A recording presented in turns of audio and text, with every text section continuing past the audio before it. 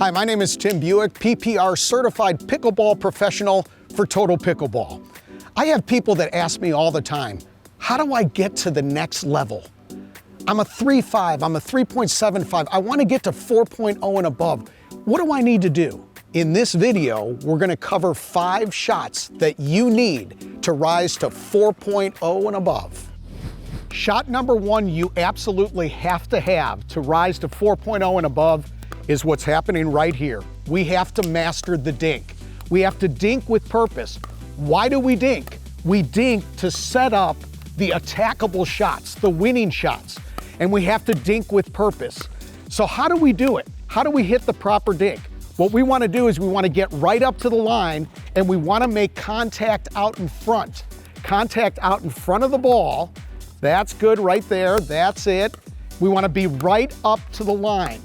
No backswing, and our contact is here. We need to drop the paddle head and lift. Our rotation is from the shoulder, okay? No wrist, no elbow. Our rotation is from the shoulder. A fairly firm wrist, fairly firm elbow. Okay, our movement in dinking, I saw you cross over there.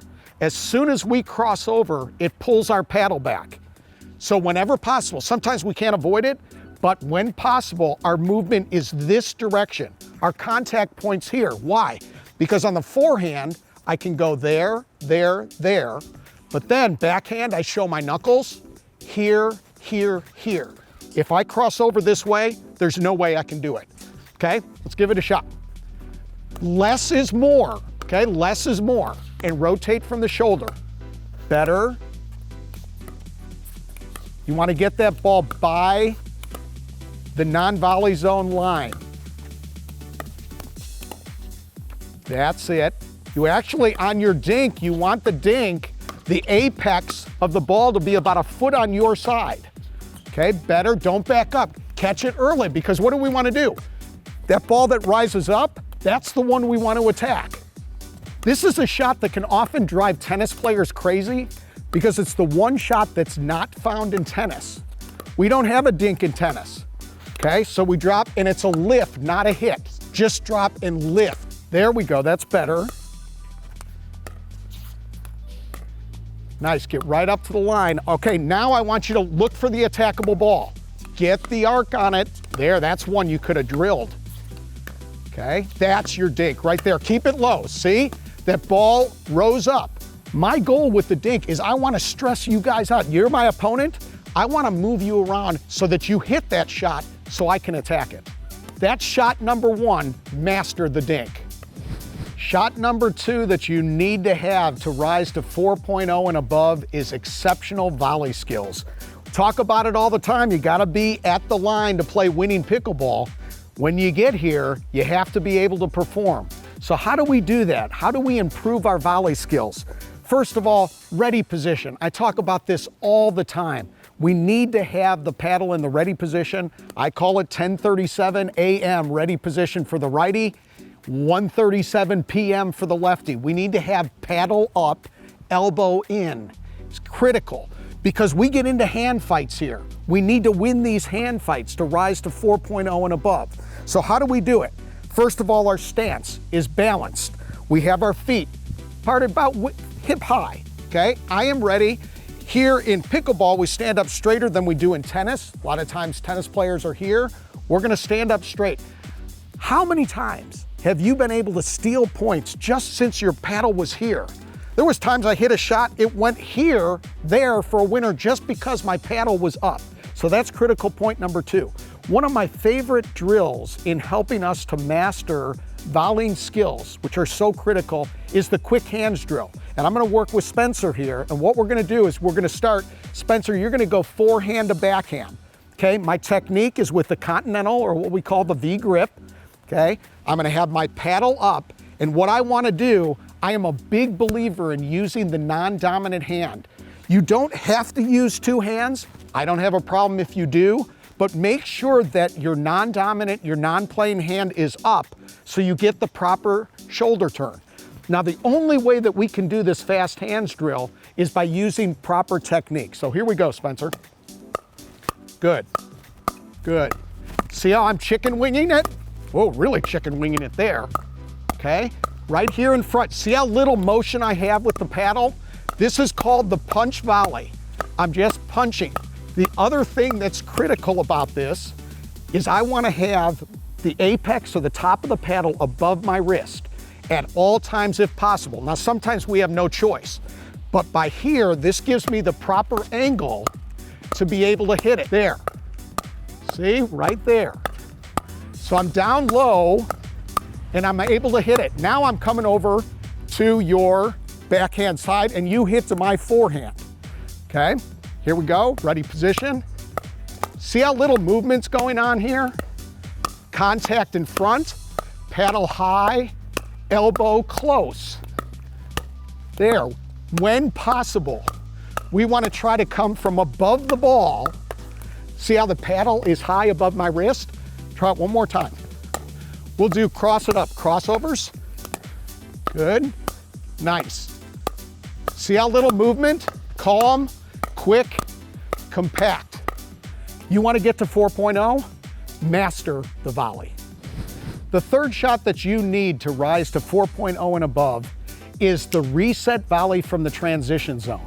The transition zone is from the non-volley zone line to the baseline. We call this the transition zone because we don't want to hang out here, but so often we have to hit a lot of shots from here.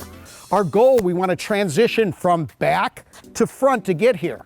But how do we do it? Sometimes we get back here and we try to hit a third shot drop and it's not good enough and we only get halfway. That's where we have to hit a reset volley in order to get it to drop into the kitchen, into the non-volley zone, so that we can get to the line and now we're on equal footing with our opponents.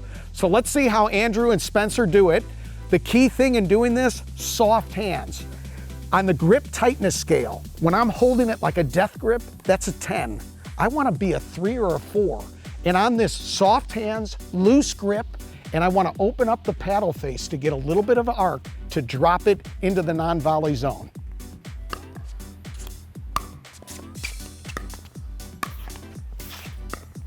That's it. Now you're there. Now you're on equal footing.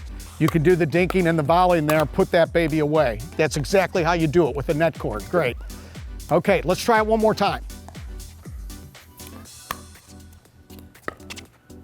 Yeah, that's the shot. That's the shot. That's what we do it. All right, that's the way we do it. You want to get to 4.0 and above, that's the shot you've got to have. Soft hands, transition volley, okay, from this area to get you to the line to play winning pickleball. Shot number 4 that you have to rise to 4.0 and above is that third shot drop. You hear it all the time in pickleball. We talk about the third shot drop. How do we hit it? This is the shot that really can set you apart from one level to the next if you can master this one. We do it, of course, on the third shot. You serve, the return comes in. Our job, phase number 3 in pickleball, is the serving team works their way to the line. The receiving team's already there. So on the third shot, your only purpose on the third shot is to get you and your partner to the line. So the way that we hit this is we want a ball that's in front. We're gonna, again, use the paddle and grip it lightly, about a 3 or 4 on the tightness index. Okay, a 10 is a death grip. Here we want about a 3 or a 4. What we do is we're gonna go low to high, open up the paddle face, and what I want is your entire body moving in conjunction with one another, and you're moving to the line. So the key thing with this ball and hitting the third shot drop is everything is moving toward your target. You're moving forward. So often I'll see people try to hit a third shot drop and they'll try to hit a slice like this and backwards. No, our goal, the reason why we hit this shot is to get to the line. One thing you don't want to do that you see often is this. Go ahead and feed it. They want to hit a third shot drop and they do this and run right through it. That ball went way too deep. So what I need to do is on the third shot drop, go ahead and hit it to me, is I want to come in, drop it, and there, now I'm at the line. I'm ready to dink. I'm looking for the attackable ball. Again, this has to be in your toolbox. If you want to get to 4.0 and above, master the third shot drop. The fifth shot you absolutely have to have if you want to rise to 4.0 and above is the forehand roll. This is a shot, a must-have, and what we do is we're in the dinking game. This is an attack shot that often is a surprise against your opponent. And here's how we hit it. We're busy hitting dinks, okay? And I'm looking for a shot that's a little bit higher, and then I'm gonna come across and hit the roll. Now the way I do it is I'm going to adjust my grip to a semi-forehand grip. I'm going to get low, drop the paddle head, and I'm going to come up and over.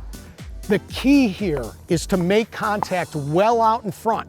What you want to do is get a top spin to get it over the net and through your opponent. So here we go, Andrew. Okay, so here I come, I'm looking for it, and then I come across. Okay, I get low, nice relaxed grip, there. Okay, let's do one more. Drop the head of the paddle, there.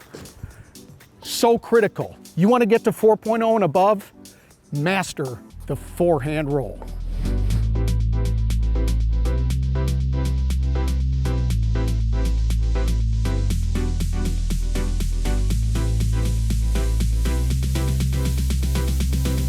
I hope you enjoyed this video. I hope it worked for you. You're gonna be at 4.0 in no time. For more tips and tricks, make sure you go to totalpickleball.com.